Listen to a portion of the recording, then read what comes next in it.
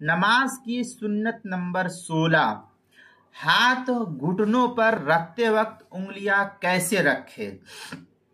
चुनांचे मर्दों के लिए एक मुस्तकिल सुन्नत ये भी शुमार की गई है कि रुकू में जब घुटनों पर हाथ रखे तो उंगलियां खोलकर अच्छी तरह पकड़ बनाए। ये जब आप घुटने को पकड़े, मसलन मैं समझिए कि एक फर्ज मिसाल समझिए कि मेरा घुटना है, तो जब मैं इसको पकड़ूं तो ये मेरे घुटने को पूरी तरीके से इस तरीके से हर चार जानिब से मजबूती के साथ मैं अपने घुटने को पकड़ लूं। यही हुक्म दिया गया है मर्द हजरात के लिए कि घुटने को, ये घुटना है तो इस तरीके से इसको मजबूती के साथ पकड़ना, ताकि जो है हम उसके ऊपर अपने पूरे जिस्म के हिस्से के वजन को दे सके।